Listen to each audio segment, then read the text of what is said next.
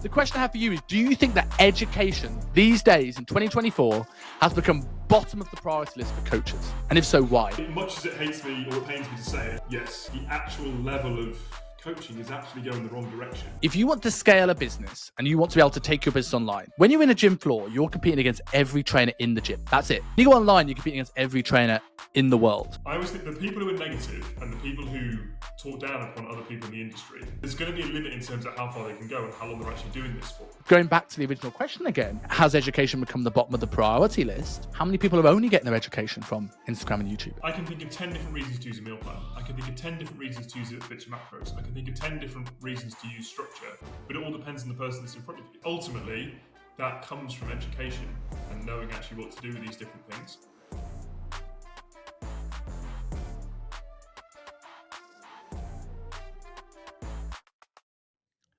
So before we get started into round two, talking about hypertrophy with Alex here, I want you guys, if you're watching on YouTube, put in the comments who you actually think looks more sunburnt, because I definitely am more sunburnt. But Alex is in Australia, so he might look more red on camera, and he says his Zoom always does this to him. To be fair, Alex, you're sitting there. You're sitting there in summertime. It is currently midwinter. How cold does it get?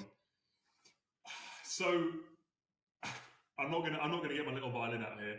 The coldest we've seen is maybe like 10 degrees. But at the same time, so what the big difference is we found so far is summertime. The little glimpse that we had when we first moved out, it's sunny most days. Like 2 days a month, it's a bit rainy. Here, it's like half the days will be miserable, and when it rains in Sydney, it goes big. Like, it's one of those ones where you stay inside all day because you are drenched otherwise, and the other days are like sunny and like late teens type thing. It was the same in Hong Kong. We used to get a cold weather warning on your phone if it got below 20 degrees. Like, stay indoors, careful. And you found that like when it got cold, it was colder indoors than it was outdoors, because the aircon is everywhere. And when you got rain, we got like black rain. Like, we had like alerts of black, red, and amber rain. And black rain's horrible. I was in a taxi once, and it was so thudding down you couldn't see through the windscreen. And I'm like, how was this guy driving in this? It's horrendous, like typhoon levels of rain when you get it. But it's always hot. Yeah, we've noticed the cold here as well, because I think every window everywhere is single glazed. The houses are made to cool you down. So yeah, we do the same thing. Like, you go outside and be like, oh, I can take my coat off now. Like, I can go back to being in my t-shirt and shorts type thing. But in answer to your question, you are definitely the most sunburnt. So hopefully people are going to agree with me on that one. Yes, and I'll have a laugh, because I did this with Alex as well. And I've actually put it on my Instagram today, but I don't know when this is coming out. I've got a glasses gap. This is what, because if anyone's wondering why I got sunburn, I did it watching Wimbledon. So I'm not sitting on the beach with my glasses off and all this sort of stuff. I've got the farmer's tan. I've got the lines around everything. It's not good. Why did I get big frames? That doesn't help anybody. I think big going frames into our first question here, we have a topic we're going to talk about, but we started getting onto a bit of a tangent before we click record. And I think this will be you went. This needs to be on the live show. So the question I have for you is, do you think that education these days in 2024 has become bottom of the priority list for coaches? And if so, why? So much as it hates me or it pains me to say it, yes. And I think it's really interesting how the industry's progressed over the last couple of years. I don't know if it's people moving from PT to online because of lockdown and getting stuck indoors with things, but it seems to be we're in a situation now where everyone, when they move into the online world, obviously as we are in, the first thing they decide to do at that point is like, right, I need to get good at sales. I need to get good at putting myself out there and essentially telling everyone how good I am. And they forget to do the actual point of just getting good in the first place.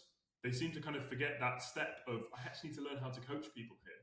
So I think we're at a really weird time where there's so many coaches out there, but the actual level of coaching is actually going the wrong direction. We've almost got a lot of people who can talk a very good game, but they've, as you said, they've put education to the point of being like, I can do that a little bit later. I'm going to get good at marketing first, and I'll just kind of catch up as and when the time comes. I think it's very easy to get caught up in the fact that you think the coaching industry is getting better because the peak is getting better. So, like, if we look at people like, if you look at who are the leaders in this field, we've got your Kasim Hansons, and you got your Jordan Shallows, and you got your Vince Pittsticks in the nutrition world, and your Jake Carters, and you got you guys in the bodybuilding space, and and you go, okay, like the industry's getting better.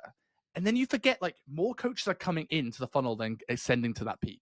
So I think the peak's getting taller, but that base is getting wider, and it's getting wider quickly. And I've been trying to think of why it is that it's shifted so far away from education. And I don't think necessarily the fault is entirely at business mentors. I think we have I'm going to sound like an old fart here. We have a generation of people that want things more instantaneous than ever before. So they're like, us going to study now is us thinking about the coach we're going to be in 5 years. So it will always be a thing that's dropped off the to-do list if I need to do more outreach to get more clients in today. So I think that's part of it. It's that instantaneous thing. A business coach can promise, I will get you your first 3K in 90 days, or I work with you for free. Education, we can't create promises because we can tell everybody how to get a great result, but it relies on them applying it, how they communicate it, how they go about it. I also think that business mentor trend started it, that people now are seeing this as their clients such a transaction purpose. We're now seeing more coaches getting into the industry for money making rather than helping people. But then the educators leaned into it and started becoming also adding business mentorships. So we see it like the Institute of Health, Jake Carter. This is not calling out Jake. I think his products are probably amazing and very all-encompassing. But you now have people who were educators now talking business. So now when a new coach comes in, they get bombarded on Instagram algorithm with, you need to get leads. You need to get leads. This is how you get business. This is how you get business. This is how you get business. I think now, like, it seems like the natural thing. Like I said to you before we came on air, that I had coaches that asked me in their forums going, biggest thing I need is more leads. And I'm like, oh, I've got to do this sales call with someone that says need more leads. And I've got to tell them right away that I'm not a business coach. And we have a chat, and it does very quickly, we realize where the gaps are in their business. Why aren't they getting leads? Because they're doing the outreach, right? They feel there's a shiny object. There's a shiny missing thing that's stopping them getting people through the door. And it's like, well, if someone goes onto your page and follows you, they follow you because your content is entertaining. The difference between following you and messaging you and going, hey, how much do you charge, is the results you produce. And very quickly they do that. They come into SMU or they come into ICM. And I bet you've had it as well, where people go, I didn't even realize how good an investment this was going to be. Like, it almost feels like education is hidden now in this realm of like, yeah, we know it's there, but people don't really see it as important. It's like, they go, oh, I'll do it when I have time. And they come in and go, oh my God, I wish I'd done this sooner. Do you get the same thing? Completely. Because I actually think it's quite a difficult time if you're a new coach in the industry, or say like just qualified, and you wanted to get into that online world because everyone else is doing it, and potentially the people that you follow are doing it, and your coach might, I don't know, whatever it might be. It's a really hard time because it's like, well, that's what everyone else is doing, and you kind of got to follow the crowd. You've got to sign up for a business mentorship within your first 6 months, and you've got to get things going. You've got to get things moving. You've got to leave your job. You've got to get a certificate when you come off the gym floor, and you don't have to PT anymore, even though if people spent more time PTing and actually did one-to-one hours, they'd probably get better at coaching anyway. That still counts as education. On that one-to-one PT thing, everyone wanting to go online. I've thought this for a while, right? Everyone's talking about self-employment and like ownership, and I don't know. I'm a self-employed person. I don't know how you guys work. If you're employed by ICM Pro Coach, or you're like an amalgamation of people sort of self-employed with a director share, but like there's a lot of people that I think don't have any desire really to be self-employed people. They just don't know what other options are out there. Like, how many people are generally creating careers for personal trainers to just do the job? We're looking at UP, and then there's lots of other ones, but they're so under the radar. Like, UP is known. And if you don't want to work for UP because it's not for everybody, we've both gone through that process, right? Then there's this things like, well, I now need to find gyms in London and just hope they offer a good package. So I reckon there's people thinking there's no way out.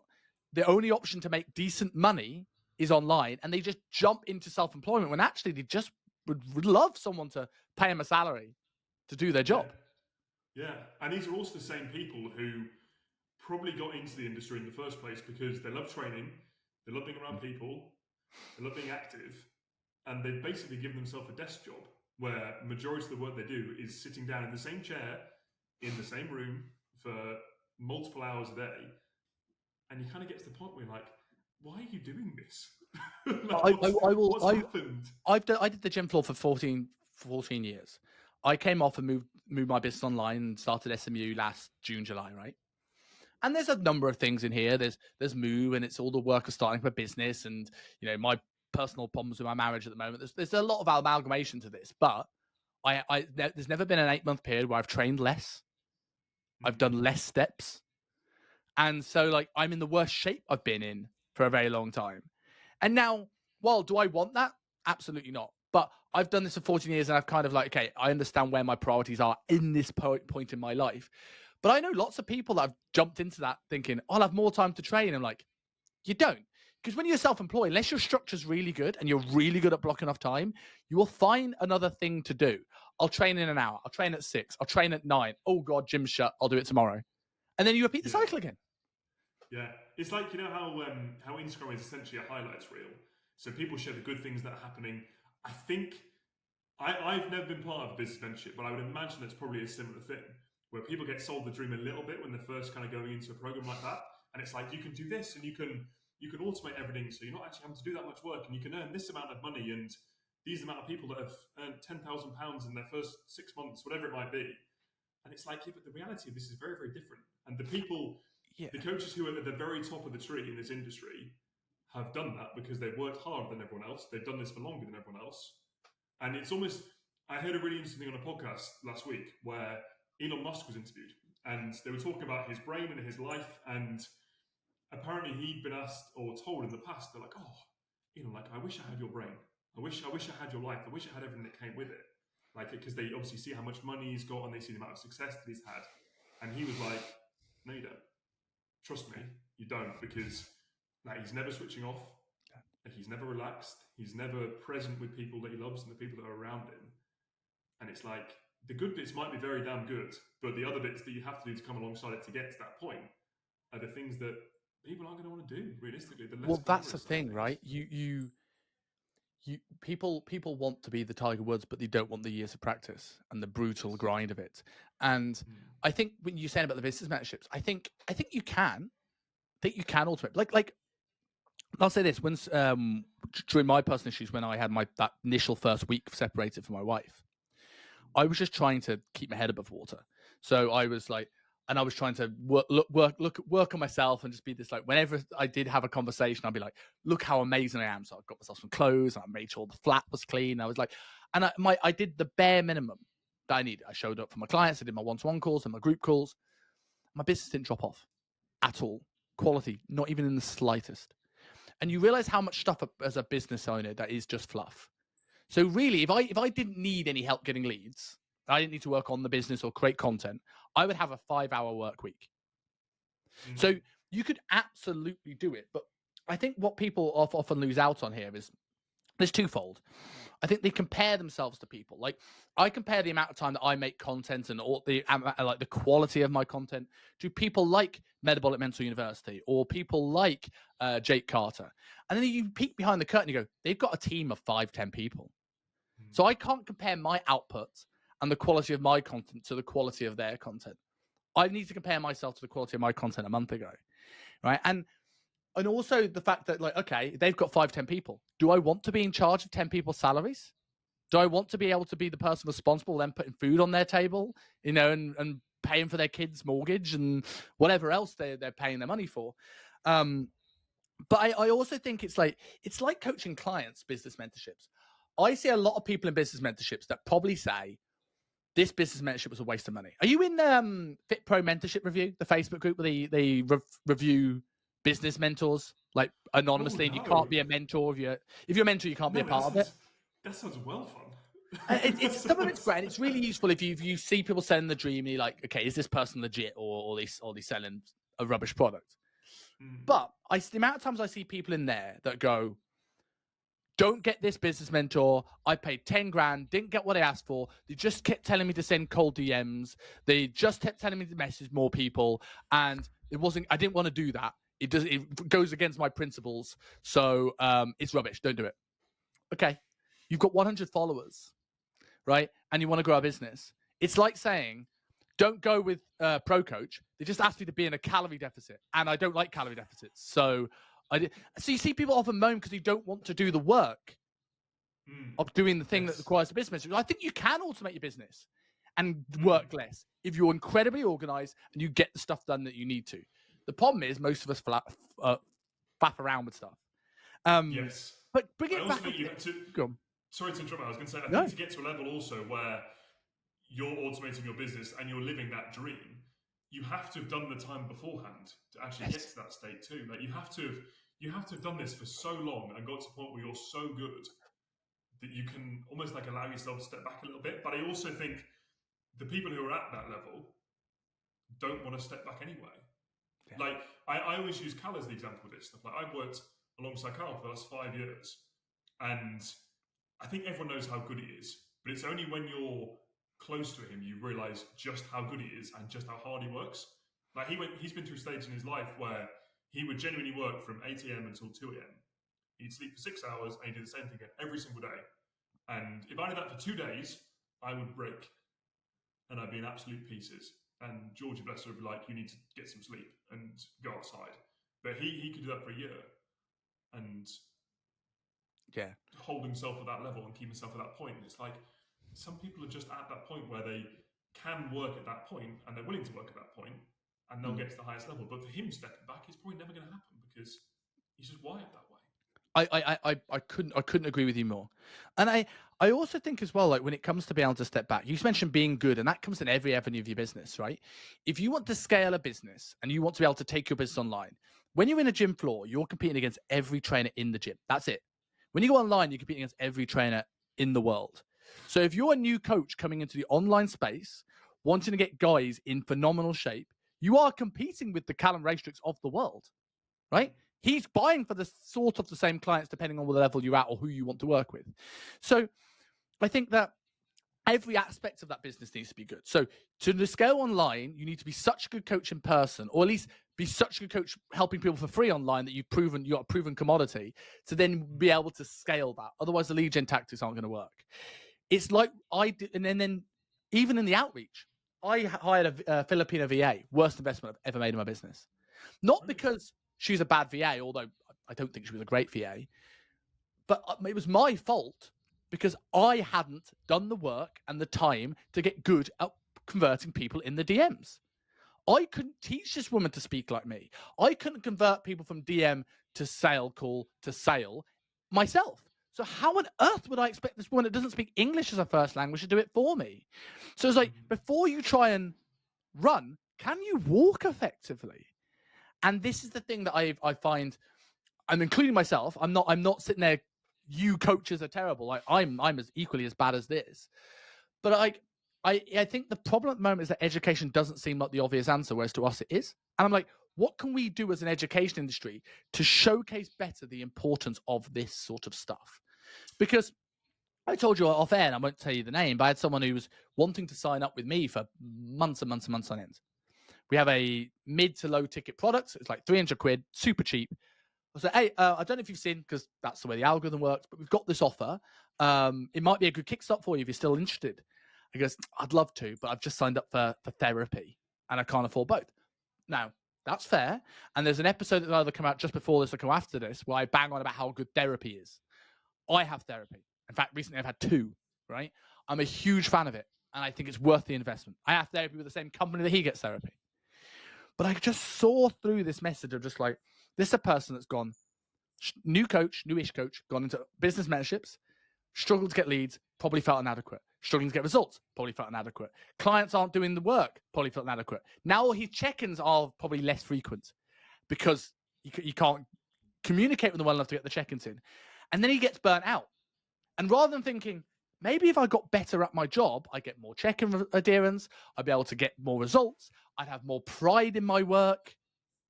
You go, nah, it must be my head. I need to get my head sorted first, and that'll be the answer. And I'm like, I'm not saying it won't, but I'm saying, like, if you go and get your head sorted, and then you come back to a business that's not producing results, you're going to go back into that hole so fast. I think, because I look at a colleague of mine called Kevin Hoare, who said burnout doesn't exist. Many years ago, when we calling him out, and then he got really burnt out. But what I will say about Kevin, when he actually hit burnout, it was burnout. because he loved his career. He still does it. If anything, when he left GP, he's done more of it and got into more obsessed with it. And he got to the point where he was just working so hard and just did so many sessions that he just hit a wall. He wasn't at the early stage of career. He just immersed himself in the product, and he probably worked. He did the Callum stints. How does Callum do that and not get burnt out? It's not because he has some superior mindset to me or you. Is that he probably doesn't. He will consider it as work. It's not like sitting on the beach with a margarita, but he really enjoys doing it. Yes. And that's the difference.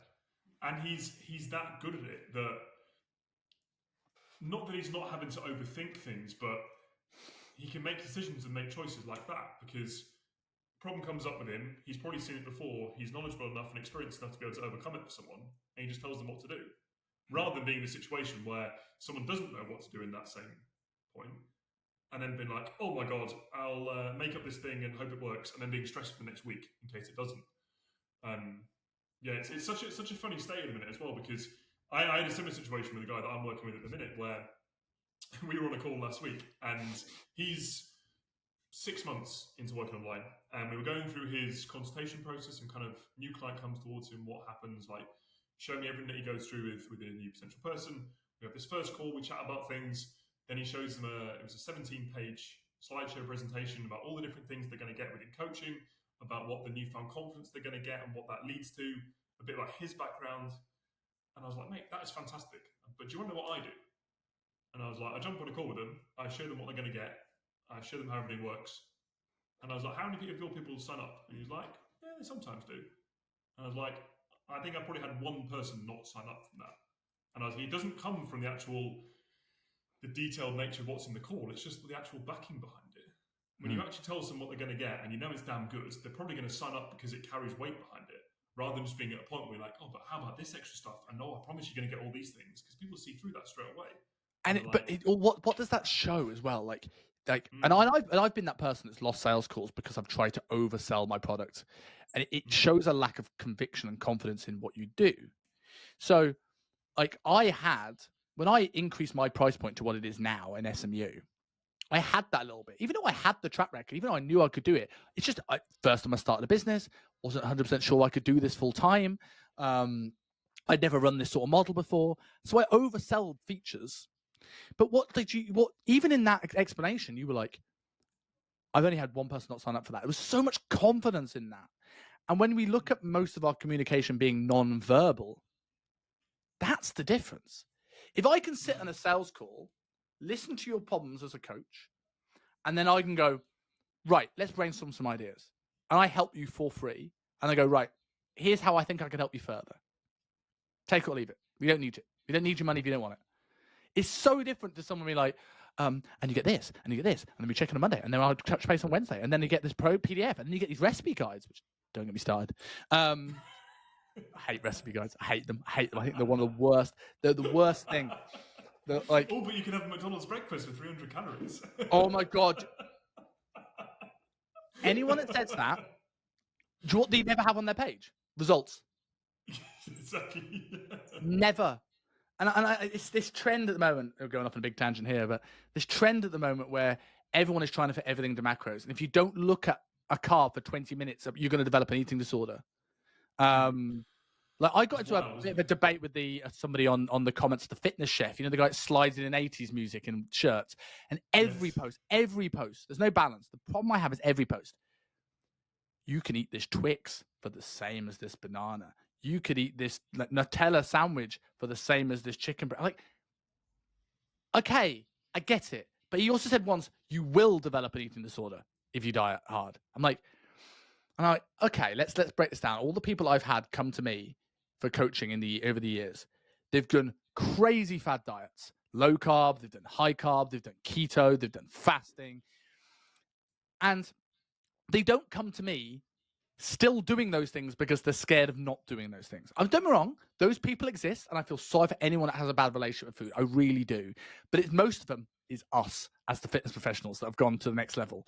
Most of our clients has done these diets, gave up on these diets, and gone back to the way they were eating before, which means they didn't have a disordered way of eating because they wouldn't have gone back. Yeah. Most Yeah, people I eat too completely many agree. crisps. They're not scared of crisps. Most people So need true. simplicity in their diet. I would rather give someone 2 super shakes and 2 meals per day. When I say super shakes, like pad them with some fiber and some fruit and some stuff like that, because it's 2 meals to food prep, as opposed to giving someone 5 meals that you need to prep, or worse. Here's your macros. I know you don't know anything about food, but I'll see you next week. It's awful. Yeah, this is why I've spoken about, and we actually had a post in the ICM about meal plans. Because meal plans got to a point where everyone was like, oh, well, you should never use them. And this is why I never give my clients meal plans, because like you said, it ruins their relationship with food, and it leaves them so limited choice they can't eat anything. And like, these are people who think like a Tesco meal deal is a valid breakfast. And it's like, we need to actually get people eating some slightly better quality food. And by telling them what to eat, which is what a meal plan is, we can probably do that. It doesn't And have to be chicken, rice, and broccoli 8 times a day, and that's the meal plan. It's just yeah, think, like, give them that's something a the bit same more. thing. That's like literally what people think meal plans are. Like you got macros or you got chicken and broccoli. Like I can make a meal plan with fitting in anything. Well, like, Yeah. and people say meal plans don't teach you anything. Well, food volume, portion size, structure, right? And that's just off the top of my head. There's a bunch of stuff here. You know, I would say macros don't teach you anything unless you actually arm that with education of how to use them. Like, Yeah. and the argument, whenever I've now come back with this, rather than trying to compete with coaches that tell me meal plans don't teach me anything, I just come back with, do you give training plans? Because Yes. I've never seen anyone go, because Love of course, that. by that logic, right? Training plans don't teach you anything. What I'm going to give you is total tonnage numbers, and you're inclusive with exercises, and you put the exercise in that fits your tonnage. If it fits your tonnage, Mate, if it fits your tonnage, it's a go now. Just give them a training split and a total amount of weight to lift and go. do you think? Well, going back to that first question to a degree, Mm. do you think most of the some coaches are going to hate me for this, but do you think most of the anti-meal plan rhetoric is down to the fact that coaches don't know how to make them and aren't educated enough to use them, so they've latched onto what other people have said? One coach says they don't teach you anything, and that's going to be the thing that justifies them not investing or spending the time, investing time or money, it doesn't have to be a mentor, in learning how to use meal plans. Completely. I was actually going to say that a second ago because all this stuff comes down to application, how you use it. And ultimately, that comes from education and knowing actually what to do with these different things. Like I can think of 10 different reasons to use a meal plan. I can think of 10 different reasons to use it that fits your macros. I can think of 10 different reasons to use structure, but it all depends on the person that's in front of you Mm. and what's actually going to suit them the best. And I think if you're less educated, it's very easy to look at things. And this is from a less educated fitness kind of aspect. Mm. It's very easy to look at things and just find something that's wrong with it, and almost like that be your content and that be your narrative. And you kind of go, well, don't do this because of this reason. And it's like, yeah, but that's not helping anyone. That's not actually adding anything to the industry or adding anything to your clients. Can you actually find a justifiable reason to do it and then actually do it with them and then teach them? But this is where, because as we said before, like that education side of things within coaching is going further and further down the chain. People don't know this stuff, and it's just becoming a game of Chinese whispers, where it's like, oh, I heard this person say this thing, and then someone else said it after them, and then someone else said it after them, and now I'm going to say it. It's like, yeah, but you haven't got a clue why that first person said it in the first place. You're just repeating the same words. Do you think the responsibility lies on us as the people that have been in this game for a little while to do better, particularly with our Instagram content? Because one of the things I really hate at the moment is the reaction video trend. Now, I'm not saying I would never, I don't like doing it, but I don't say there's a never a time for it. I think if you've got big accounts that are conning people into buying bad information, then that's fair. But what I've seen now, because it does so well on Instagram, I see coaches knocking people that are new. Like I saw somebody knock somebody who was like a coach that's been there like 24 years old, brand new coach, because he didn't like know the moment arm of an exercise. And I'm like, there's a few things with this. One, that coach generally isn't doing this to con people like the person you originally started doing this style of content for was, right? He's trying to do his best. He's trying to learn. If you look back at your content, you would have made mistakes, right? So like give that person a break. And also like your whole narrative is that I'm trying to stop people go with bad coaches. most people, the moment arm of a bicep curl isn't going to be the thing that stops Susan seeing her abs. You know, like we're knocking people for stuff that's just it's just there to be negative.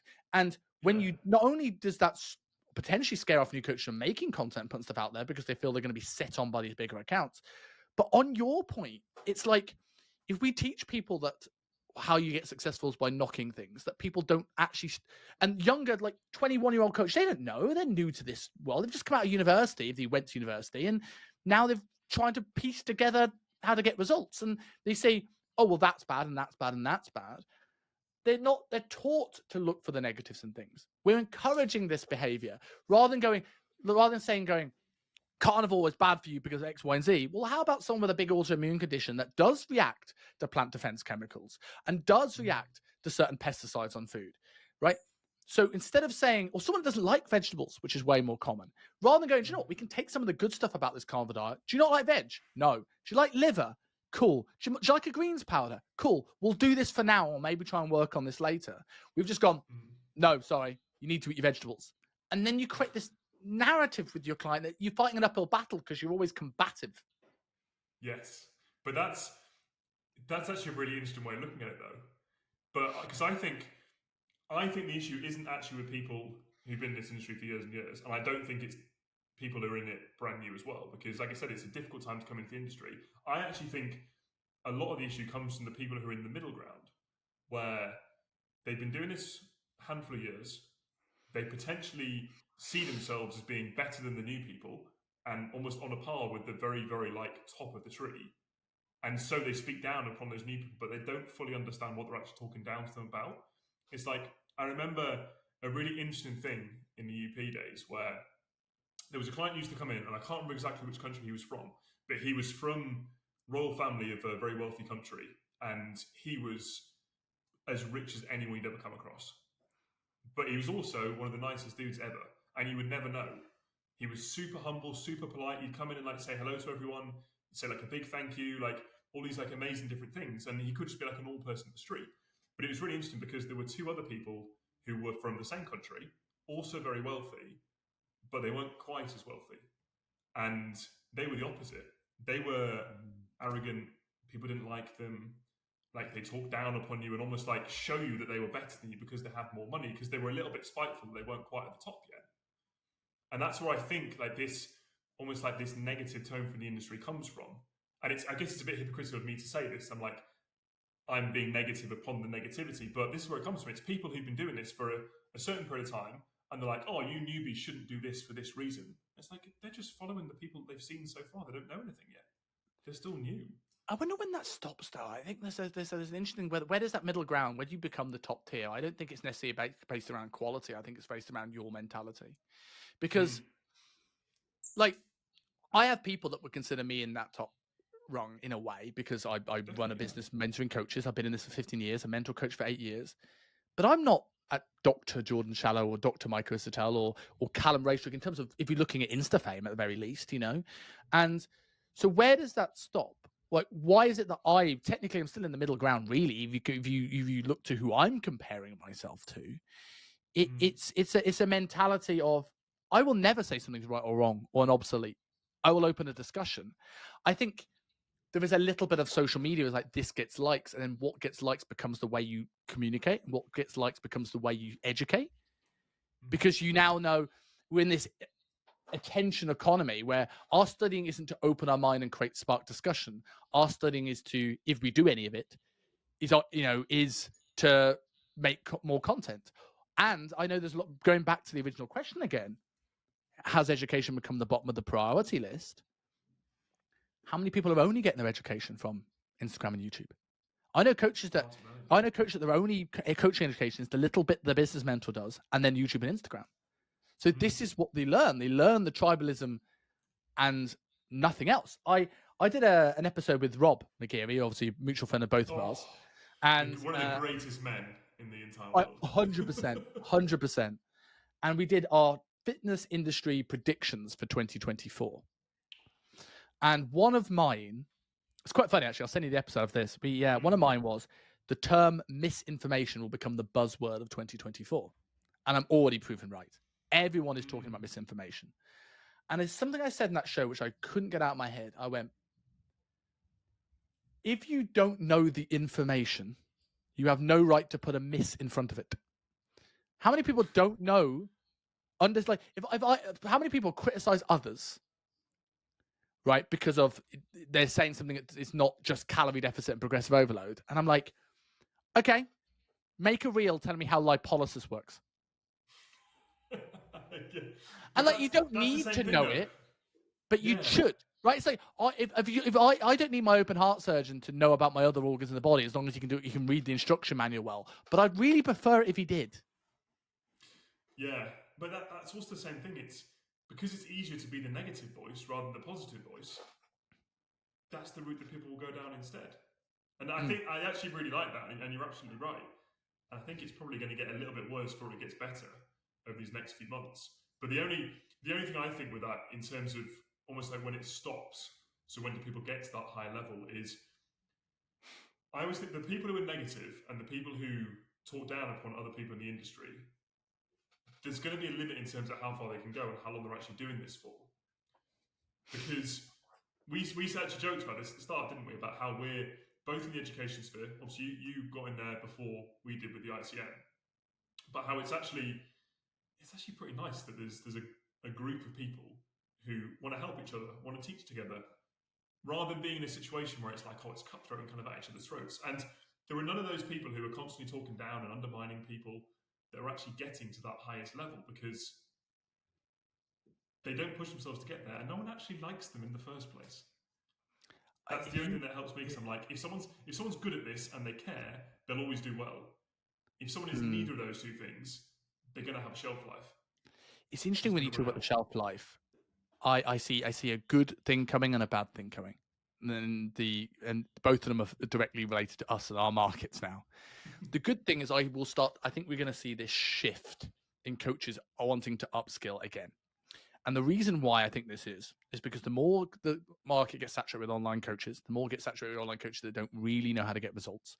And you often find these people have like 3 video editors, but no budget for education. And the problem is with these things, and this is what I'm very passionate about, is you have really, really good coaches. Like we spoke about before we clicked on air, we don't know anything about marketing, right? And we're learning this as we go. We will get lost in the shuffle compared to these people that don't know what they're doing, but have big marketing budgets. Right. So I think we've got a lot of great coaches that are really struggling to make ends meet because they don't understand the business side of it, even though they are actually the best coaches out there. I think that shift will start to happen where more people get burnt by bad coaches. More people will have heard the DM scripts and will see through them. And while everyone wants to hate on Diver CEO, I think Diver CEO will eventually create a catalyst where more clients understand words like autophagy or microbiome, and they're going to start asking questions of their coach. And if their coach doesn't understand anything but calorie deficit, they're going to be like, ugh. So that's the good. There's going to be a shift eventually where the good coaches will start to rise. They'll get more sales and leads because people, they will hold up to questioning, and the bad coaches will struggle. And the problem with that, when anything starts to rise, there are going to be more people jumping on the bandwagon. What you said there about it's good that there's more people in the space that we're in, and that we don't see it as competition, and it's good to collaborate. And when you get to that level, people don't tend to hate. I think we're also going to see more and more people jumping on the coaching education bandwagon that are in that middle ground, that feel that they've done a couple of years on the gym floor, that now they can be the educator. And what really worries me about that, because I know you've done a massive stint on the gym floor, you've done a massive stint online, you've done a massive stint now educating and going into that more. I've done 14 years, or 8 years of that was been mentoring. I've already seen sponsored ads come up for coaches that I look at their content and they're advertising to coaches and how to get better results for their clients. I look at some of the stuff and I'm like, oh God, I haven't seen the product, but I'm dreading this. And I think those people will be the people that then start knocking down. I think this trend will go up to educators soon. I think there'll be reaction videos about educators, which really scares me, because that also makes it fair, open game.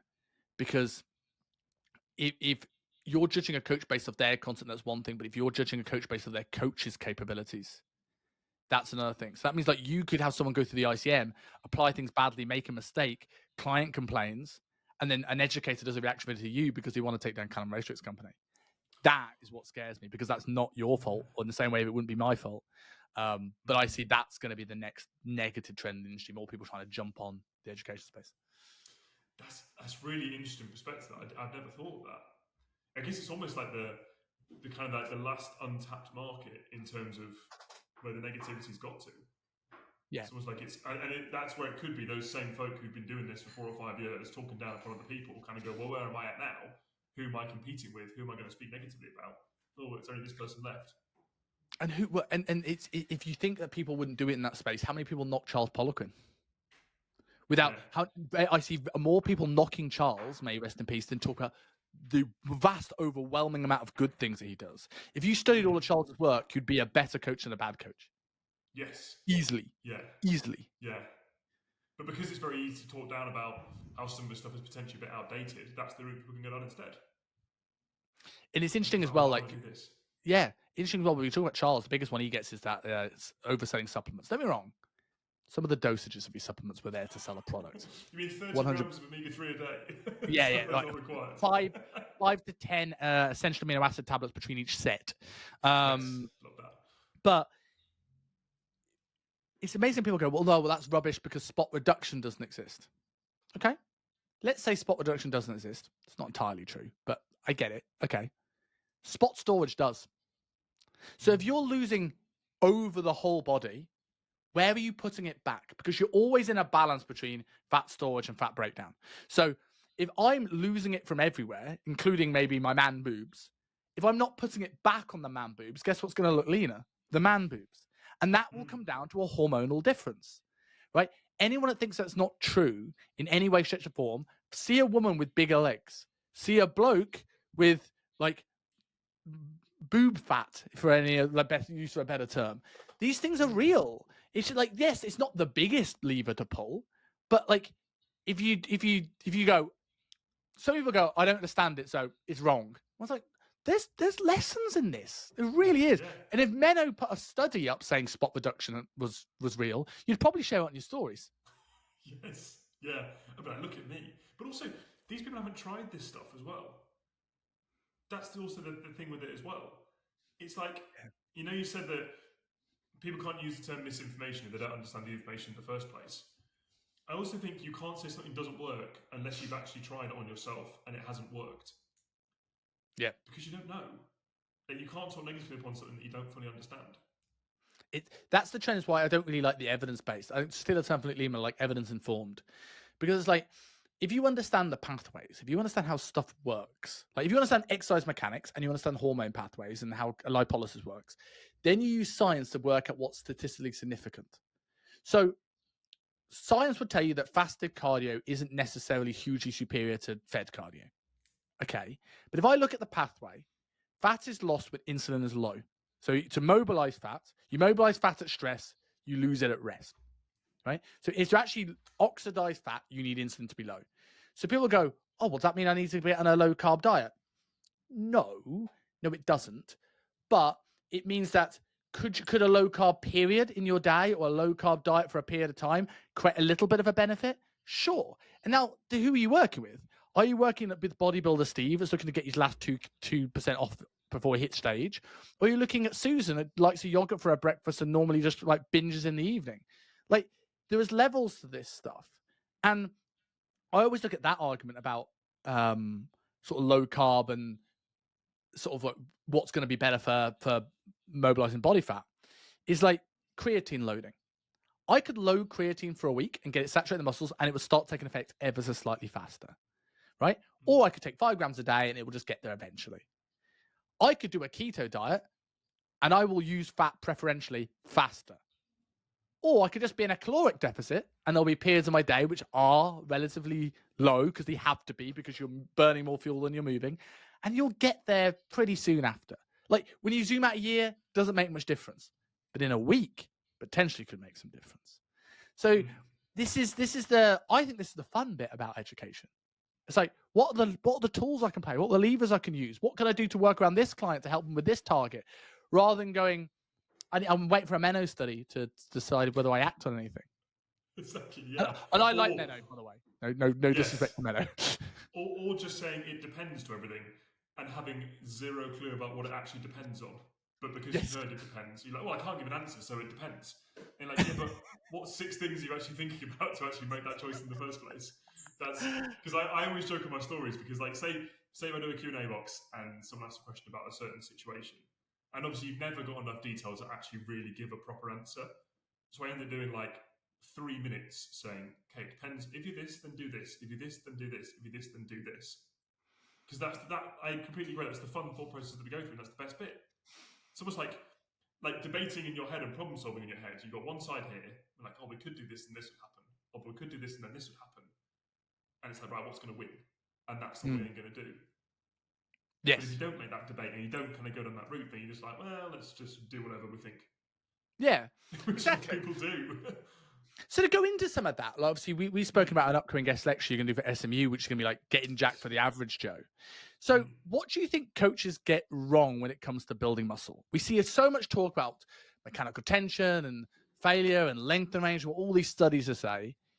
In your opinion, what are people missing out on when it comes to actually getting muscle on regular clients, not bodybuilders?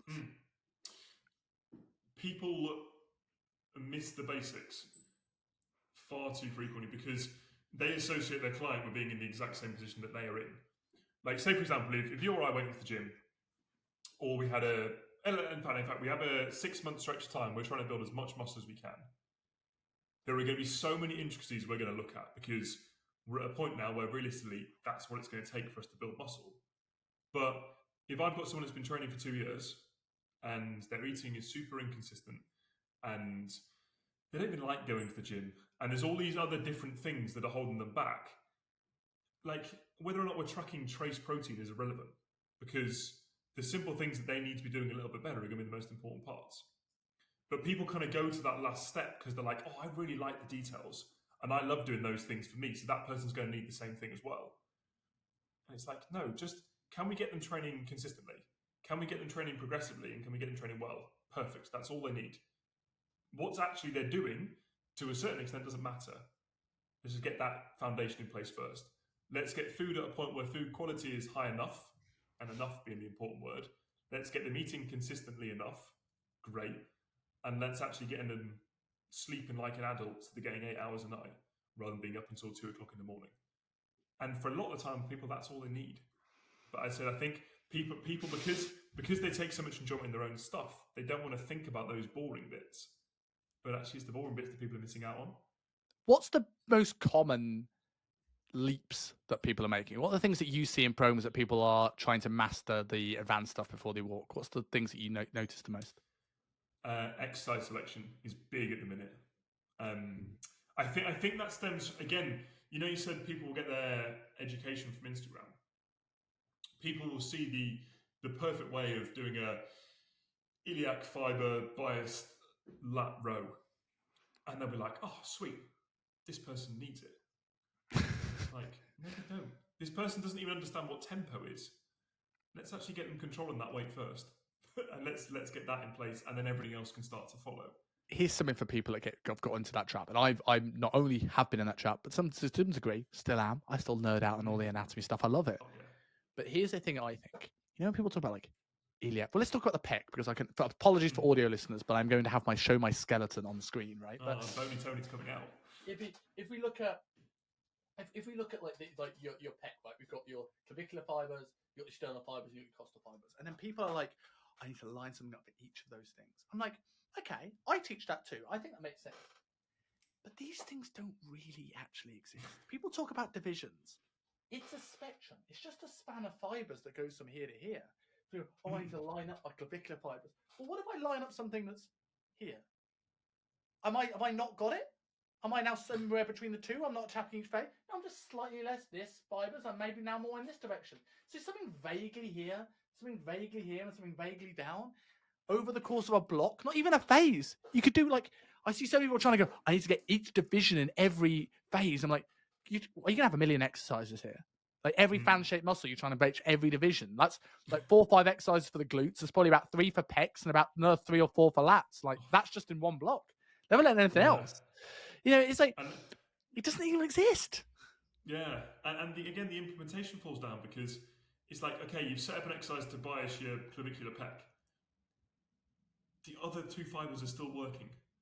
They don't just suddenly switch off. Like, maybe you just do one press and set it up well that someone can do and they can control load and they're strong there and they enjoy doing it. That may be enough for someone. You don't have to go down And into the nth degree. in this position, all the fibers of the pec work anyway. Yeah. Because they're all wrapping around. They all have a big advantage. So, it's if you're buying into the length and range stuff as well, then you probably less need to buy into the division stuff. Yeah. So, what's and your then take on the length and range stuff? Because obviously sure, what that was one of my questions in here. Emily was. My take on the length and range stuff. I think people have jumped on a bandwagon too quickly. I don't think we have enough research to kind of go, yes. I think we're having enough now that maybe bias lengthened to mid ranges, but it's more application. So what we got to think of here, that most of the lengthened to mid range exercises are the stuff that's most loadable, right? We've also got to then think, like what's going to be closer to take to failure. So if I've got a length and range challenge that's not loadable, that can't be taken to failure. Let's say even like a back squat, right? Great if you're suited to a back squat and you've got the proportions for it and it hits the muscles you want to. But unless you're a crazy motherfucker, you ain't taking that to failure. So I'd rather take a more mid-range hack where I can go close to failure than that back squat. And I'm not thinking about what's more stretch. I think that I'm not saying the research is wrong with it. I'm saying that people have gone so far that can I make every exercise more stretch? I think that's where it gets a bit silly. Like I'm on a leg extension. Hold on. That's not optimal. I need to lean back to get more rec fem. You want a shorten range challenge. Leg curls, when people put a pad under your hips. Just do an RDL. Like you're making a shorten range just slightly less shorten range. You're not making a lengthen range challenge by putting a pad on your hips on an RDL. So I think those things get silly. And again, it also comes down to application. So you're saying there's never a time and a place to a shorten range? You're saying you can't build muscle on shorten ranges? And like we both know that you can. And what if you've got a client that sleeps 2 hours a night and is super stressed at work? It's easier to recover from shorten range stuff. So if I've got someone is really stressed in their life at the moment, like my program, I do one big mid to length range exercise at the moment, and I do a lot of short range stuff. Why? Because I've got a lot of stuff going on personally and professionally. I'm not going to recover, and my diet's not as good. So I'm not going to recover as well from doing loads more stuff. So, for example, if I had somebody who was doing 2 sets of hack squat, and then I went up to 3, and then I want to create more progressive overload, I went up to 4, but they couldn't recover from 4, right? I would rather do 3 sets of hack and then add a leg extension. Yeah. It's suboptimal from a length perspective, but from a recovery perspective, it's better. Yeah. What's your take on it? Which is based off the person that's in front of you and actual coaching. Yeah, my approach is exactly the same thing. I think because people love an extreme, it's been taken to far too much of an extreme. Like I think I've seen videos of people doing exercises where, say for example, they're doing an entire set where it's just length and range partials. And I'm like, be honest with me, can you tell me there's actually a difference between them doing that compared to just doing a normal set? It's like, there isn't going to be at the end of the day. Like for me, when I was going through things and reading up about it, I was like, the majority of the benefit that I think most people are going to see from this is taking a set to failure. And if you want to get some more length and range work in there, find an exercise where you can do partials in that length and range, where you just wouldn't be able to get the muscle short anyway. Yeah. Which isn't particularly new. Like there's bodybuilders that have been doing this for years and then been like, well, we've been doing this for 20 years. And we didn't need a paper to tell us that it works because they're 120 kilos and lean. There's two things I would see this. When I've looked at some of the studies that have gone into length and range stuff, here's 2 things that I tend to see. You either see people doing length and range partials at the end of a set. So is it the length that caused the extra hypertrophy or the fact that you took it closer to failure? That's the extra hypertrophy. The other thing I tend to see is that some studies do consider this and they will compare just the length and range, like a press like this, to a full range press. But what they don't then consider is maybe reverse banding said press, so it's hard throughout the whole range of motion. So what you're comparing is the bottom third where it's challenging, staying in that challenge, and a full range where half of it is pointless. So we don't see we I then can see why they go, oh well, you only need to do the lengthen thing. Okay, but like if I manipulated that profile to make sure that it was brutal all the way, and this is why I see a lot of people go shit on reverse banding. And again, I think reverse banding is a great analogy for you're talking about here in terms of application, because people go to both extremes. We've got people that are saying your client doesn't like the gym. Could you put more bands and a sex swing on a Smith machine, right? And then you've got the other people that go, reverse banding's awful. We want more load in the stretch, not less. And I'm like, you're missing the point. We're not having any less load in the stretch position. We're just creating something where we actually create load throughout the whole range, right? So we put the same amount of weight on, right? Because if you reverse banding something, you should put more weight on the blooming thing. Yeah. We're not making it easier or making it more brutally hard. And I think that's where this is, people are throwing the baby out with the bathwater because they don't know how to read a study, for one, and they don't understand what actually contributes to hypertrophy, for two. Yes. Or how to train as well. That's the thing. Because this actually has to be put into the gym at the same point. Should beginners train to failure? What's that, sorry? Should beginners train to failure? I think they should train to their perceived level of failure, which is different to what our perceived level of failure is. Oh, that's such a good answer. Clip that. So yes, because I think that's a useful skill, but they're not going to fail the same way that you or I will. Like, you put you or I on a reverse banded hack, and we're going to get to a point where we fall out the machine. If I have a beginner on a hack and I take them to failure, it gets into a point where probably something else is broken down. They're lifting off the pad, or their feet are moving around all over the place, or they're taking 10 seconds between reps because they're absolutely shitting themselves with fear over the next rep. That's failure. And they don't need to go past that. But equally, because that's not true failure, I don't mind going to that point. It's probably like 2 or 3 reps in the tank. So in which case for them, it could be perfect. Even if they could go to that level of failure, I still think beginners should go there. And so people will argue that beginners should go to failure because the recovery isn't as good as someone that's done this for a while. I think the recovery is better because they've got less muscle mass, so it's less of a demand on the nervous system. There's less load on it, so it's less of a demand on the nervous system. They're not generating as much intensity per rep because they're not skilled at the exercise. They can't execute well. And also, like, I would argue if I was training you, I would probably put a couple of reps in reserve because I know, right, you're going to train 5-6 days a week. You're consistently, you love it. You're running the red line. You train really hard. You're really efficient. If I put everything to failure, you would just fall to bits. There's no way. You wouldn't be able to do the rest of the week's worth of work. You just wouldn't recover. Yeah. Whereas if I said to a beginner, I want to leave 1 in the tank, what their 1 in the tank is 25 reps in the tank. Yeah. So how do you know where 1 in reserve is if you don't know where 0 in reserve is? You need to learn 0 first. And this is why I quite like challenge sets. First set, go to where you think 1 in the tank is. Second set, go to where you think 1 in the tank is. Third set, do as many as you can. Oh, you did an extra 15? Next week, go up. And eventually you'll find where that failure point, where their perceived viewpoint on failure matches real failure. And whether that's technical failure or muscular failure, we're just closing the gap. And what we're doing with these challenge sets is we're closing the gap anyway.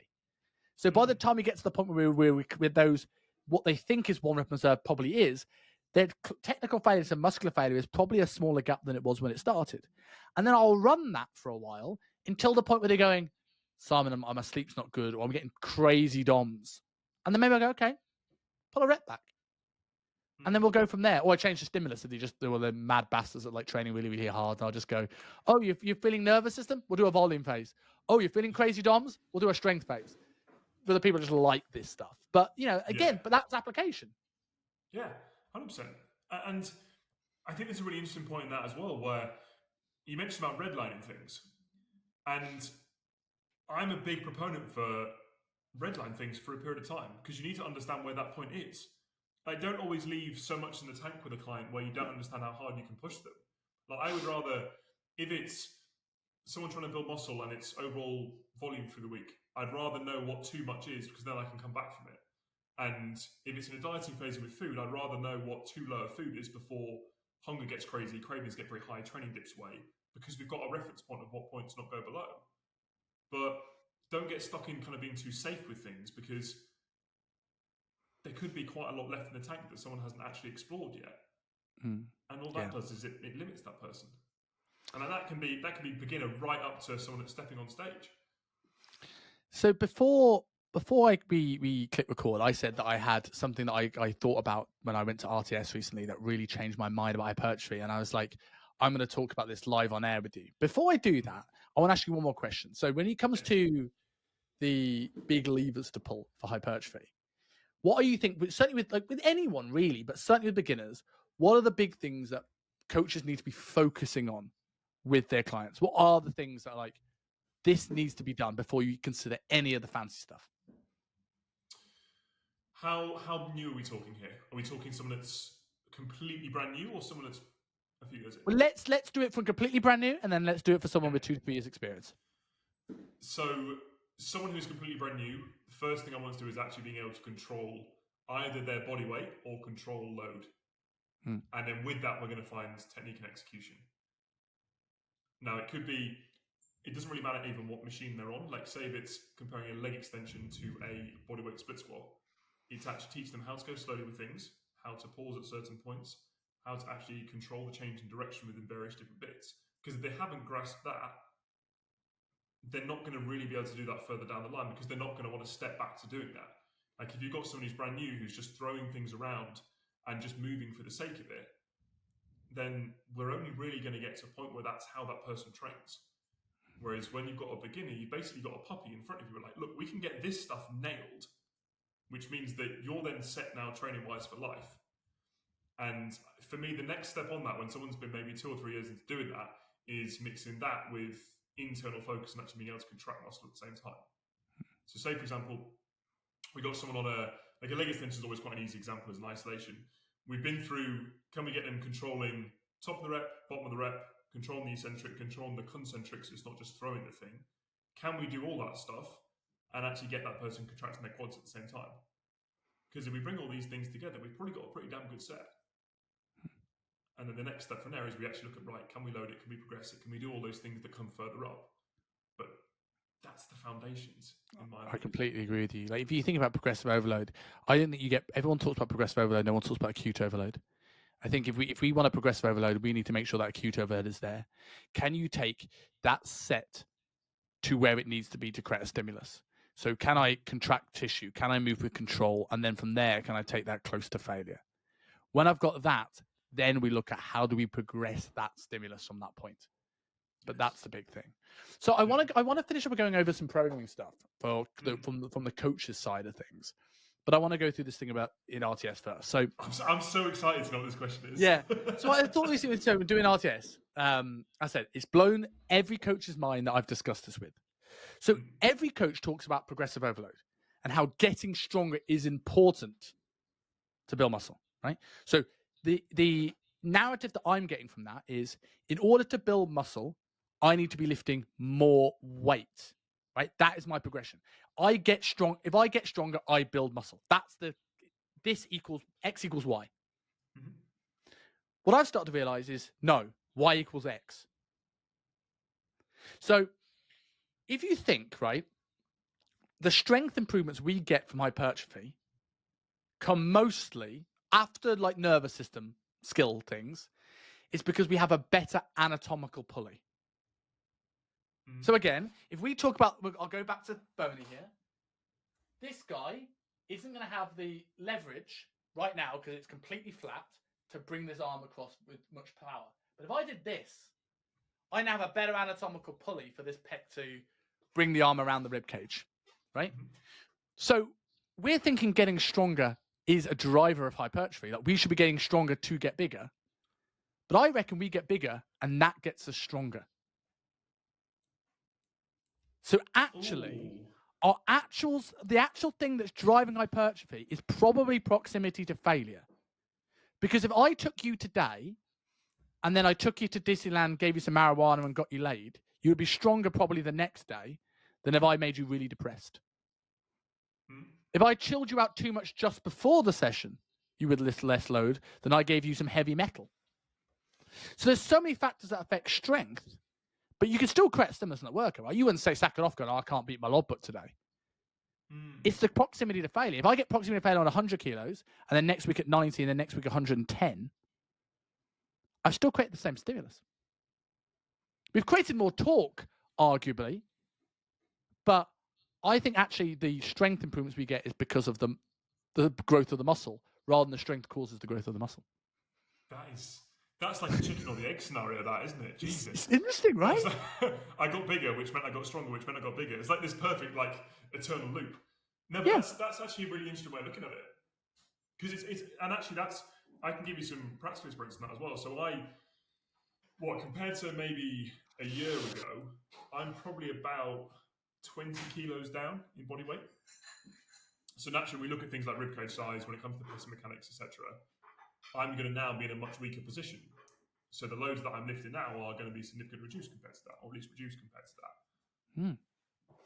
But then at the same time, the way I look at it, like my head looking at it is, well, I'm now going to be in a weaker position. So if I'm lifting less, it's not an issue because I'm still got the ability to potentially be lifting more relative to what I was lifting then, if that makes sense. Yes. So like say pressing the 50s with bigger ribcage compared to pressing the 40s with the smaller ribcage, the 40s could well actually be stronger. It's an interesting thing as well when you look at it's the good thing about this is that it gives people a bit of like if your client feels disheartened they haven't lifted the same weight as last week, you can go, do you know what, this isn't actually as important as you think. Don't worry about it. As long as you are working hard, we're getting that stimulus. So it could be a great way to frame disappointment to a client on your situation, rather than thinking, oh, the weight's going down, it must be getting smaller. Not necessarily. You maybe are, but like not necessarily. But on the flip side of that, then it's like, oh, what am I tracking?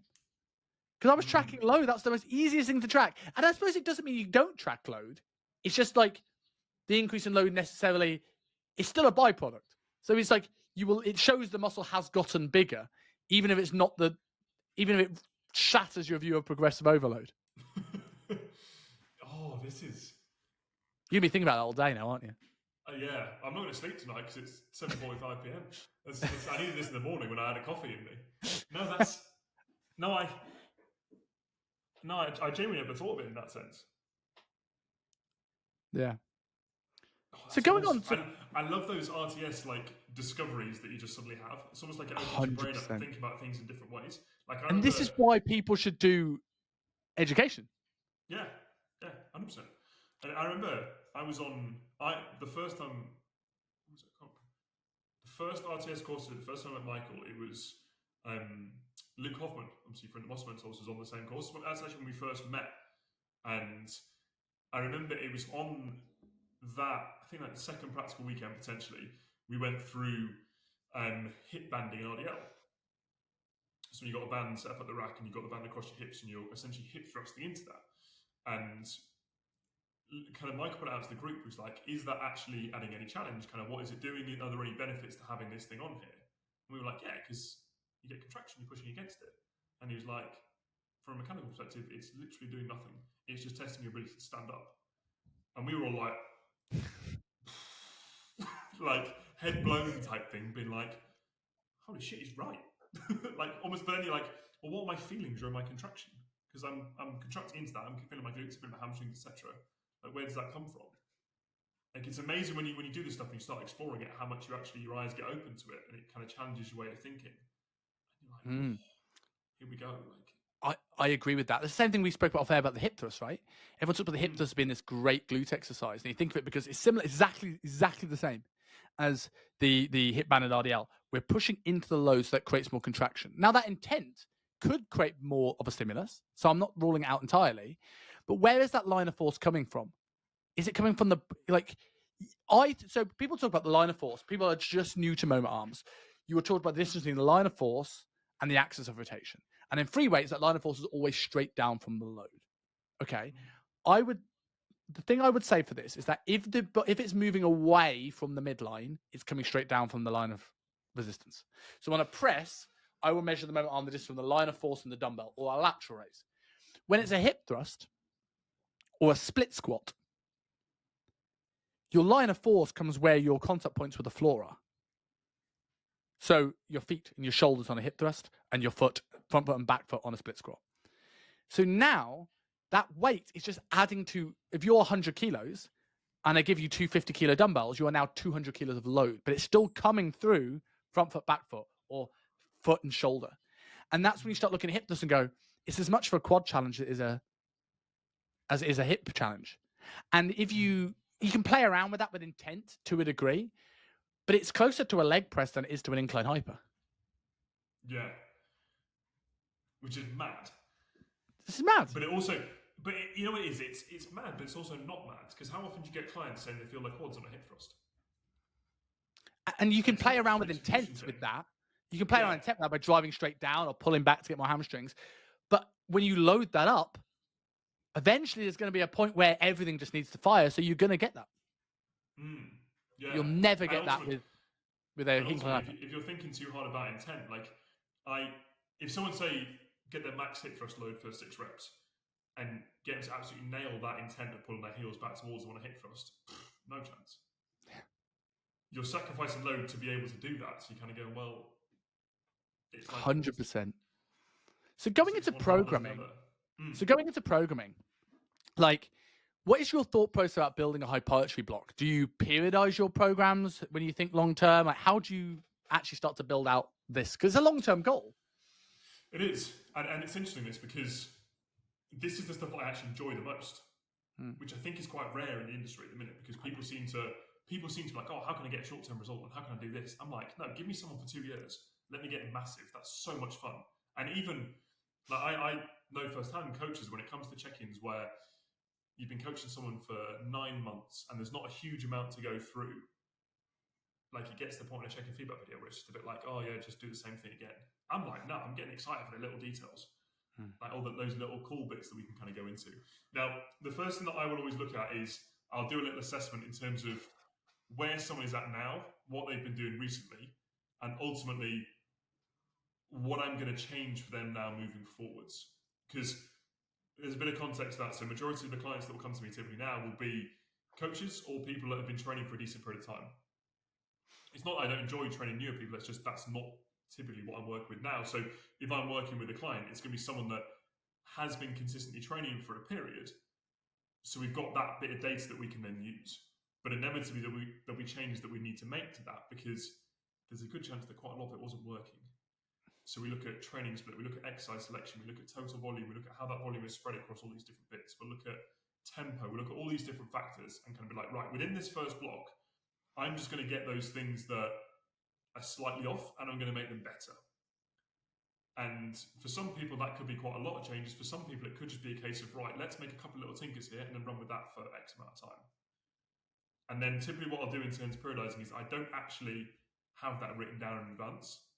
I do it more a case of, right, as we start moving through a training block, I'm starting to predict in my head what's typically going to need changing. So say, for example, if it's someone who has a decent amount of compound movements within their programming and it's someone that can train, we're going to reach a point where, like you said earlier, like if you were training me, like someone whose nervous system was going to start to get fried. Okay, when are we thinking about potentially needing to deload? When are we thinking about potentially moving volume landmarks because that overall neural stress from what they're doing is actually going up? And it's almost like this kind of constant maneuvering through that where it's like, right, throughout this training block, okay, we're going to keep things the same for as long as we can. These are the changes that I think are going to come through. These are the signs that we're going to need to make that change. Okay, I've got those in my head that I'm looking out for. As soon as they come in, we'll make a little tinker and then we'll push on again. And it's almost like constantly moving through waves and going through cycles of that, where it's the overall setup can actually remain relatively similar for a decent period of time, but it's more just kind of like adapting and adjusting around the times of what's required at a certain point. And one thing I'll typically explain to my guys and girls is we're normally going to be on a training block for a decent period of time. Like I want them getting stuck into this block for as long as possible so they can just get their head down, they can just work. Because I don't want to be changing things every 4 weeks and putting brand new exercises in for them because it just gets a bit slow and they're having to learn things and they're not really building any momentum. But at the same time, we do run with things for 9 months and nothing changes, like anyone's going to get bored. So it's like, right, what are we going to have to tinker with as we go through? As we then make those tinkers, I'll get flipping excited and I'll go in on them with people and be like, right, I did this recently with someone, they have progressed really well for that initial 12 or 13 weeks. We made a couple of little tinkers and all we really changed would be pull down some of his rep ranges. And the way I kind of sold that to him and got him excited for it. It's like, mate, you've got strong as an orchestra in this first block. You're naturally now going to be in a position where when you go into those slightly lower rep ranges, you're going to be able to take advantage of that, and it's going to suit how strong you've been able to get. Perfect. Let's make that bit of a change, and then we'll run with that. And then inevitably, we'll make another little change in 12, 13 weeks, and then we move through periods of time like that. Yeah. So it's kind of an interesting method that's not really a method, if that makes sense. Like I'm sure there'll be other coaches that will contradict this and go against it, but I will have an idea of how things will look probably a few months into the future, but it's never written down and just in the case of this is what you're going to have in your next training block and go, because I've got a person in front of me. That person's not going to be in the same place 3 months' time that they're in now. Well, to play that devil's advocate, because I would be the person that would, I very much agree with you, and I'd also be the person that would also be that person that disagrees with you, because I do plan long term. And I think for me, I work with coaches now almost entirely. Like I don't really have any. I have 3 clients, but those people are a bit more Gen Pop people, right? They've trained a little bit longer, but I'm not working with coaches too much. So there is that element of showing somebody where that path is, showing someone where we're going in the next 6-12 months is the great thing for retention. And I also see a lot of coaches that because the biggest lever in a dieting phase is nutrition and lifestyle stuff, they don't talk about training, and they wonder why the retention disappears after 3 months. It's like, well, why am I staying? You've not taught people to love training, that you get excited about that. Whereas about your guys, because you're getting into this stuff, they're going, I wonder what Alex is going to do next. So I also really like periodization from a coach's perspective. You said at the start of this, exercise selection, people are getting so caught up in it. And I think if we can periodize and we can choose, right, what's the stimulus that we're looking for? And to use the old Pollock one, strength, functional hypertrophy, strength, endurance. I'm not going to do 3 sets of 15 deadlifts, but I might do 3 sets of 15 leg extensions. I'm not going to do 5 sets of 5 leg extensions. So me periodizing makes it easier from a coach perspective, so I can cut, like giving a meal plan rather than macros to tie everything together. I've basically taken every exercise in the world and go, here's the pool you can choose from. And then you can get nerdy about how I manipulate those. And that's how I help coaches find the fun like you're doing. Because rather than being, oh my God, I've got every exercise, don't know where to start. Oh, it's too much, I'm burnt out. To going, right, I've got these 3 to 5 exercises. Which one's right? That one. Okay. And how am I going to perform that one? And then they're like, oh, this is fun. Because we've like, I used an analogy the other day on my Instagram stories about using a system. It's like if I said to you, go outside and find somebody, I didn't tell you who they were, what their name was, or what they looked like, you'd be like, nah, where do I start with that? Simon, I'm not doing that. Whereas if we played a game of Guess Who, you would find it fun because we've created parameters that allows you to find somebody. So I like that periodization, but it's like with Gen Pop, it's always going to be very loose because you're not going to get somebody who's going to be consistent training every day that you want to. They're going to have business trips. They're going to change goals because they've booked a last minute trip to Corfu and they want to look shredded now. So it's like, I'll set a path for them and then that'll go the next quarter. But I'm totally open to going, do you know what? If you're enjoying this first phase, this whole first phase could be the quarter. I'll pull the pin on phase 2 if and when we need it. And if this first phase takes a year and you're enjoying it, I'm happy for it too. The plan is there. I just pull the pin on when I make that adjustment when it needed. And similar thing to yourself, like how do we talk about that? You mentioned like, I often use, rather than a deload, I often will go into a strength phase. So over a block, I will build volume, build volume, build volume, build volume. I will see when someone's nervous system starts to struggle. And then I'll do a strength block and I may move into some bigger compound lifts. And then I'll get on a call and go, right, after that strength block, tell me what you enjoyed, tell me what you didn't like, tell me what muscles you want to grow now. And we've now got this great base level of numbers that I can go, right, where are your weakest lifts? So when I build the next hypertrophy block, I'm basing on what you want to grow, what I think you need to grow for physique balance, and what are the lifts that we're limiting. Oh yeah, your front squat sucked and your bench sucked, but your back exercise and your deadlifts are great. Cool, we're going to do more of the former in your next phase. So the strength phase acts as a deload from all the volume, but at the same time creates that information. And then I often very much look at photos. So if I look at somebody's photos on a week basis and I want to make an adjustment, but I don't want to wholesale change things, I will kind of look at their photo and go, look, if you see how your tricep looks here, do you see how your triceps make your biceps look smaller? Because we're only as big as our smallest body part, right? My arms make my back look smaller. My dominant back does not make my arms look bigger. So I will then go, I will throw in an extra bicep exercise on day 2. And that's my adjustment. You know, like I'm just trying to add balance. Or oh, I'm going to switch the upper back exercise to a pure rear delt one because I want to build your rear delts up. Yeah. And that's all it is. Tiny little tweaks. But it's so fun. Yes. And I think, we spoke about like the foundation of programming. This is the foundation of coaching. This is the fun stuff that we like getting stuck into. And again, this bleeds across to how you actually coach people. Because like this is where if you're passionate about something as a coach, it comes across in terms of the purpose that you give the person afterwards. Like exactly like you said there. If you've got that person that's going into a strength block and then they move back into a hypertrophy phase, and you're like, right, we're going to look to build these muscle groups now because they need to balance out things a little bit more. You're going to tell that person, and you're going to then get them excited when they go into those sessions because they're like, oh, I've suddenly got a reason to do this. It's not just going in the gym and training. It's, oh, I've got this set up here because I'm trying to grow this specifically, and I've got these number of sessions for the week because I'm trying to grow this specifically. So they're going to go into those sessions and they're going to get after them, and they're going to have a wicked time doing it rather than just going there and being like, oh, here I go again. Yeah. And that's, when that happens, when they get to that point where they're just kind of ticking things over, clients leave. Yeah. They're not sticking around. Whereas if you and I are like, mate, I'm so excited for these next 2 or 3 months because we've got this that we're going to be going into, and then this is going to happen, and then food's going to come up a little bit more because we need to balance out the extra training volume we've got in there. Then again, we're like, oh yeah, I can't wait for this as well. And then you make so much more progress. I completely agree. So to finish off, we talk about exercise selection. I want to kind of go into a little bit of exercise analysis just to close off. So in your opinion, what is the most overrated upper body and lower body exercise? Overrated upper body.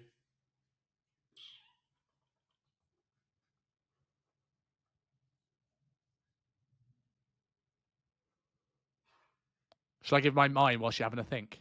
Yeah, I'm going to say that's an on the spot one. That is. Yeah. So mine's by far the dumbbell like... pullover.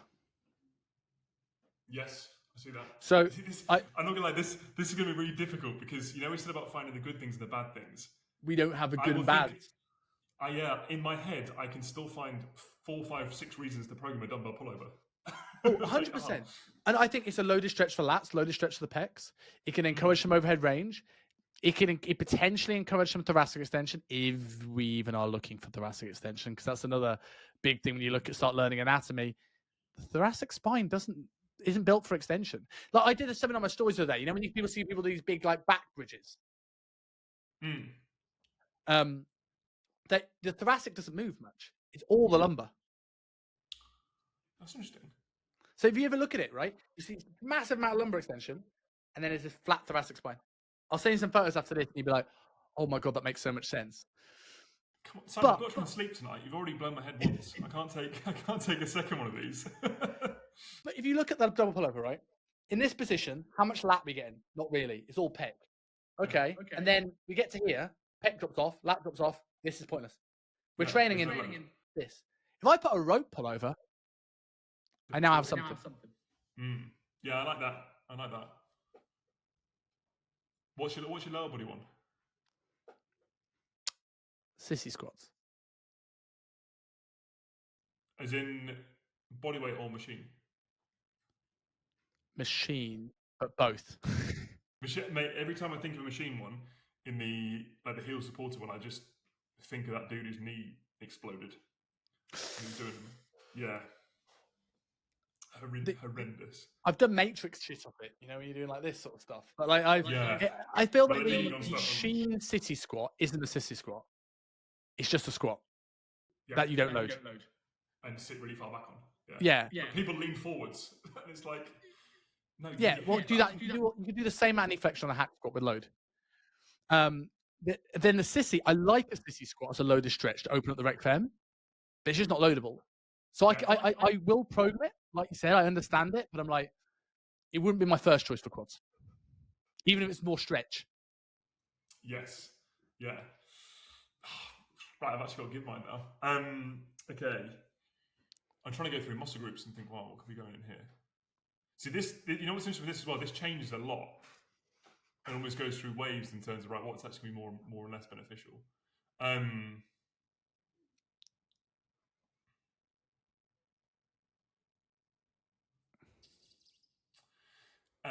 Decline barbell press. Ooh, why? There's no range for the majority of people. Agree with that. I'll put any fixed bar decline press Yeah. Because the bar itself is going to hit someone's ribcage before they can actually get any decent range from it. And Fair. that movement we can replicate with various other things. And it's typically guys will just use it, and it's dudes who do this because they can just load the hell out of it. Like, go into any pure gym around the country, and there'll be one dude on a Smith machine doing a decline press, sitting like this sort of incline, with like 4 plates aside, being like, "Boys, look how strong I am," and he's just doing this because that's what we've got. I'll throw another one like in there for that exact thing. Dips for triceps. Yes. There's no moment up to the elbow. No. Great, but it's a good chest exercise. Good front delt exerise. Good to be able to train in shoulder extension if you can tolerate it. Yes. But as a pure tricep exercise, there's better. And then lower body. I'm trying to get ones that aren't the obvious. Barbell hip thrust. All I'm picturing is someone going sideways on a leg press, but that's too easy. We can get a bit more controversial than that. Barbell hip thrust, kickbacks. Barbell hip thrust was up there because people do them wrong. Because people don't actually get what they should be getting from them. I'm trying to think, there must be a squat or leg press pattern that's useless. Or even application of banding something. Mine used to be the glute kickback. And now I've learnt some appreciation for it. Yeah, that's what I mean. Like, it goes in waves, doesn't it? It's a short range challenge. Well. And it's not loadable, but if I started as A1 glute kickback, that's silly. But if I had D1 glute kickback after all the heavy stuff, then there. Yeah. I would have a chest support, though. Most people don't have a chest support on glute kickback, so I don't understand why. Yeah, they're just trying to hold on. Like, there's no point. Curtsy lunges will definitely be up there as well. Interesting, yeah. People thinking they're getting more glute, you're like, you're just going to snap your knees in half on these. But I'm actually going to go for, because of how often they get butchered, Bulgarian split squats. I like that. I love them, but I think that I see them done badly more than I see them being done well. You also sacrifice stability for load a lot of the time as well. And I'm saying this partly because I did them 2 days ago and I'm in absolute pieces as well. So they're automatically a bastard. But there's more stuff going on than I think people expect. So like with how high up the back foot is, with stride length, with torso lean, with hip position, there's so many different things.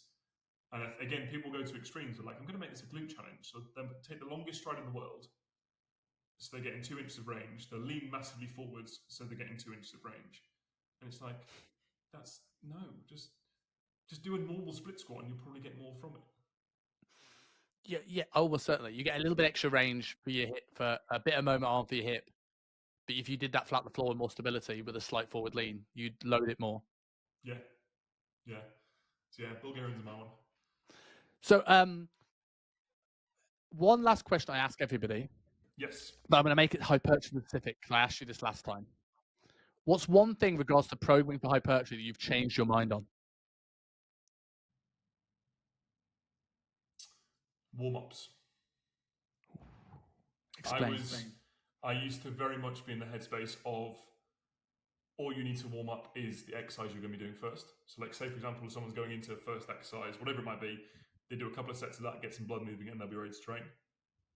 Whereas over the last few months, I'm like, no. That's why people are hurting themselves a lot nowadays.